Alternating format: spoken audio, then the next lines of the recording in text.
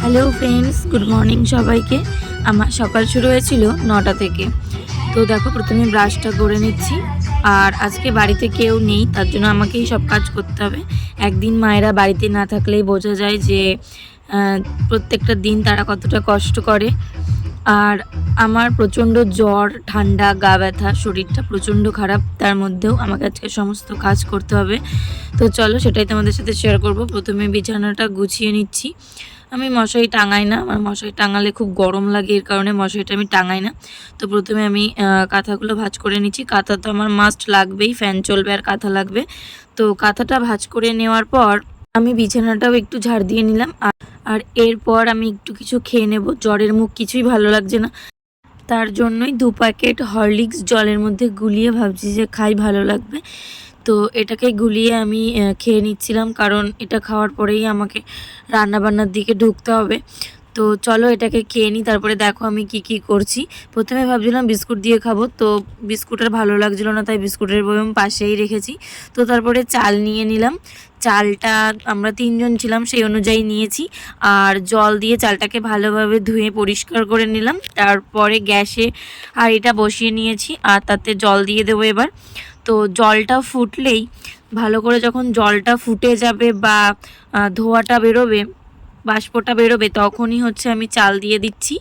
তো যাই হোক, এরপর হচ্ছে জলের গাড়ি এসছে। তো দেখো, আমি বালতি নিয়ে জল নেবার জন্য বাইরে গেছি। আর তারপরে ওই কাকু বলছে আজকে জল হবে না, আজকে যে বাড়িতে অনুষ্ঠান হচ্ছে ওই বাড়িতে সব জল দিয়ে দিয়েছি। তো বালতি নিয়ে ফের ঘরে চলে আসলাম। দেন ভাত দেখছি গিয়ে হয়ে গিয়েছে, তো ভাতটা উপর দিয়ে নিলাম। আর এই যে লুজ সোয়াবিন, এটাই নাকি ভালো, তো এটাকে জলের মধ্যে ভিজিয়ে নিচ্ছি। আর সোয়াবিন আমি রান্না করব হচ্ছে আদা, লঙ্কা আর জিরের গুঁড়ো দিয়ে। আর আলু তার জন্য কেটে নিচ্ছি প্রথমেই।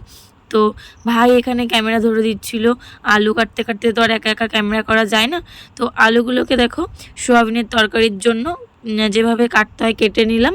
আর কড়াইতে তারপরে তেল দিয়ে, কড়াইটা যখন গরম হলো, তার মধ্যে আমি জিরেটা দিয়ে মশলাটা কষিয়ে নিচ্ছি। আজকে আমি সোয়াবিনটা অন্যরকমভাবে রানবো, পাতলা করব। পাতলা করে তারপরে কষিয়ে নেব, কোনো ঝোল থাকবে না। তো আলুও ভাজবো না, সোয়াবিনও ভাজবো না, মশলা কষিয়ে তার মধ্যে আলুগুলো দিয়ে আমি নেড়ে নিচ্ছি।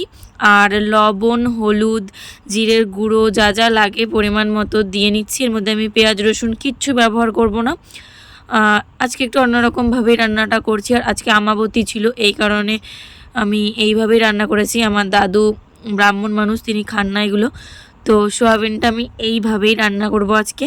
তো দেখো, সোয়াবিনটা জলের মধ্যে যেহেতু ভেজানো ছিল, এর জন্য আমি চিপে নিচ্ছি ভালো করে, না হলে জল থাকলে হবে না রান্নাটা ভালো, তার জন্য ভালো করে চিপে কড়াইয়ের মধ্যে দিয়ে নিচ্ছি। তো তারপরে আমি আবার সোয়াবিনটা ভালো করে মিক্স করে নেব। তলায় পুড়ে পুড়ে লাগছিল, যেহেতু ভাজা নেই এই কারণে।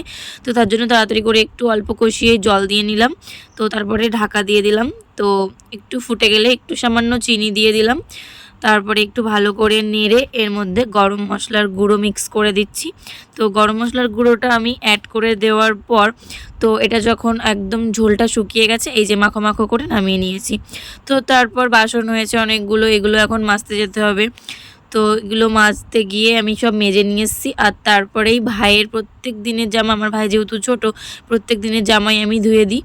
তো তার জন্যই জলের মধ্যে মানে জামাগুলোকে আগে ভিজিয়ে রাখছি। ও প্রচণ্ড জামাকাপড় ধুলোমাটি করে, ছোটরা যা করে আর কি। তো ভিজিয়ে রেখে ঘরটা মুছতে এসেছি।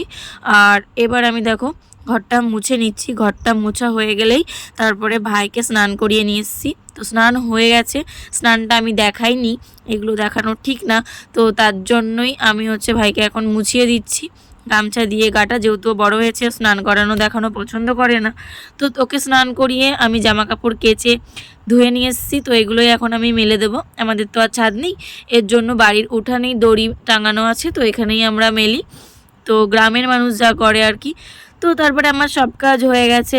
আর আজকের মতো ভিডিও এই পর্যন্তই। তো আমার ভিডিও যদি ভালো লাগে, অবশ্যই আমার পেজটা ফলো করে আমার পাশে থেকো, লাইক কমেন্ট করো। তো দেখা হবে আবারও নেক্সট কোনো ভিডিওতে। সবাই ভালো থেকো, সুস্থ থেকো, পাশে থেকো এইভাবেই। সবাইকে টাটা।